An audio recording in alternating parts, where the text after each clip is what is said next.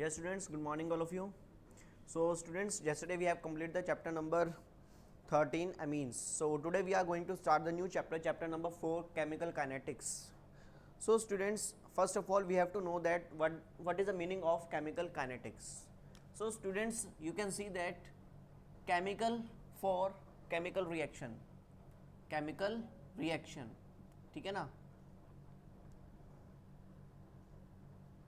Chemical reaction, यहाँ पर किसकी बात चलेगी, केमिकल रिएक्शन की, ठीक है. काइनेटिक्स मीन्स रेट कह सकते हैं हम और स्पीड कह सकते हैं.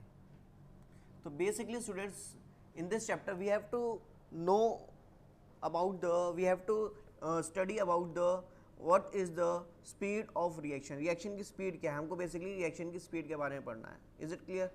सो अगर हम केमिकल काइनेटिक्स को डिफाइन करें, what is chemical kinetics?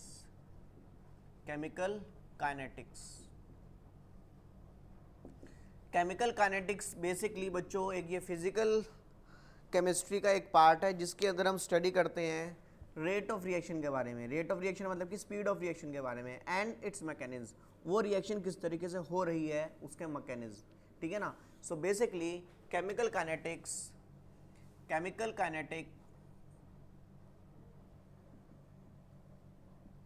is a branch of physical chemistry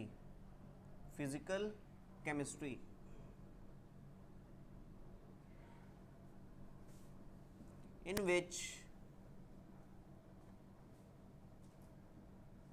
we study about the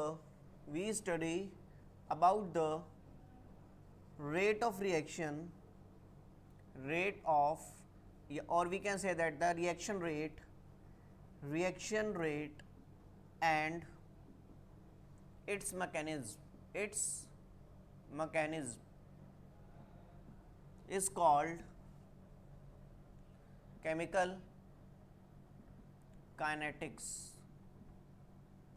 उसको हम केमिकल काइनेटिक्स कहते हैं बच्चों, ठीक है जी. चलिए, तो यहाँ पर हम रेट ऑफ रिएक्शन के बारे में पढ़ेंगे और उसके मैकेनिज्म, प्रोसेस किस तरह से हो रहा है, वो रिएक्शन किस तरह से पूरा स्टेप बाय स्टेप. आप लोगों ने ऑर्गेनिज्म में जैसे कि मैकेनिज्म पढ़े स्टेप बाय स्टेप कि रिएक्शन हो किस तरह से रही है, तो वो यहाँ पर हम इसमें पढ़ते हैं basically.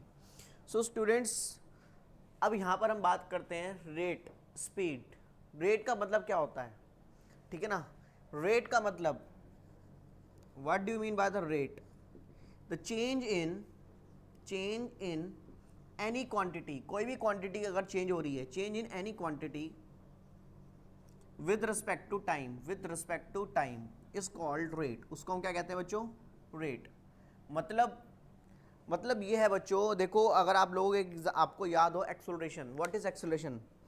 The change in velocity with time, rate of change in velocity with time. आप लोगों को याद हो पावर क्या होती है? रेट ऑफ डूइंग वर्क करने की रेट क्या है. तो यहाँ पर हम क्या करते हैं, आप लोग देखो एक्सेलरेशन में, आप एक्सेलरेशन कब कहते हो ज़्यादा है? जब वेलोसिटी में बहुत ज़्यादा चेंज आ रहा हो, कम समय के लिए, कम समय में बहुत ज़्यादा जब चेंज आता है उसको क्या कहते हैं? Rate of change in velocity, ठीक है ना. तो वो उसको क्या नाम हो जाता है? वो एक्सेलरेशन. तो एक्सेलरेशन ज़्यादा कब होगा? जब यहाँ पर वेलोसिटी में बहुत ज़्यादा चेंज आएगा विद रिस्पेक्ट टू टाइम. कम टाइम में ज़्यादा चेंज आ रहा है तो एक्सेलरेशन ज़्यादा. बात समझिए. तो यहाँ पे क्वांटिटी कौन सी चेंज हो रही है? एक्सेलरेशन, सॉरी वेलोसिटी कौन सी चेंज हो रही है? वेलोसिटी. सिमिलरली अगर हम बात करते हैं पावर की, पावर क्या होता है? रेट ऑफ डूइंग वर्क, कितनी तेज़ी से हमारा वर्क करने की क्षमता बढ़ रही. अगर हम कम समय में ज़्यादा वर्क कर रहे हैं तो पावर ज़्यादा है. कम समय में कम वर्क कर रहे हैं तो पावर कम है. तो वहाँ पर क्वांटिटी क्या होगी? वर्क. तो कोई भी चीज़ अगर चेंज हो रही है टाइम के रिस्पेक्ट में, that is called rate of change of any quantity. So यहाँ पर in this chapter we will study about the, किसके बारे में स्टडी करेंगे? यहाँ पर क्या चेंज होगा हमारे यहाँ पर रिएक्शन के अंदर? कंसंट्रेशन. रिएक्टेंट की कंसंट्रेशन चेंज होगी या फिर प्रेशर चेंज होगा. सो यहाँ पर अगर मैं बात करूँ rate of reaction,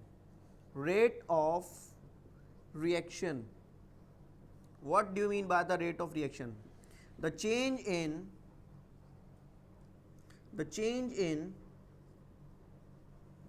the concentration और प्रेशर. क्योंकि रिएक्टेंट और प्रोडक्ट के या तो उनकी कंसंट्रेशन में चेंज आएगा या फिर प्रेशर में चेंज आएगा। चेंज इन कंसंट्रेशन और प्रेशर, ठीक है ना, चेंज इन कंसंट्रेशन और प्रेशर ऑफ रिएक्टेंट, किसके चेंज हो रही है कंसंट्रेशन, ऑफ रिएक्टेंट और प्रोडक्ट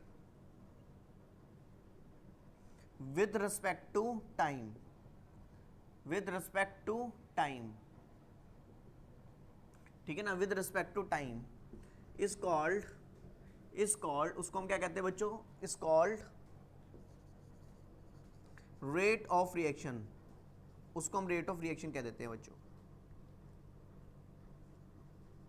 बात समझ आई कि कंसंट्रेशन कितनी तेजी से चेंज हो रही है या फिर प्रेशर कितनी तेजी से चेंज हो रहा है, किसका, रिएक्टेंट का या फिर प्रोडक्ट का। Is it clear? सो अगर मैं रेट का एक्सप्रेशन लिखूं, rate of reaction, it is equals to change in concentration या फिर प्रेशर, ठीक है ना, ऑफ रिएक्टेंट और product upon change in time. भाई समय भी तो चेंज ही हो रहा होगा, change in time. Is it clear? So अगर हम यहां पे बात करें यूनिट रेट ऑफ रिएक्शन की, unit of rate of reaction, unit of rate of reaction is, देखो अगर कंसंट्रेशन की बात करें, कंसंट्रेशन हम मोलैरिटी लेंगे और मोलैरिटी की यूनिट क्या होती है, मोल पर लीटर, और नीचे टाइम की यूनिट सेकंड हो जाएगी सपोज, ठीक है ना। तो क्या यूनिट बनेगी, मोल पर लीटर पर सेकंड, टाइम ऊपर जाएगा। या फिर हम क्या कहेंगे, और अगर वहाँ पे प्रेशर चेंज हो रहा होगा तो प्रेशर की यूनिट हम मान के चलते हैं एटमॉस्फेयर है, और टाइम के रिस्पेक्ट में हो रहा है तो नीचे टाइम सेकंड हो जाएगा, तो हम क्या लिखेंगे, एटमॉस्फेयर पर second. Is it clear students?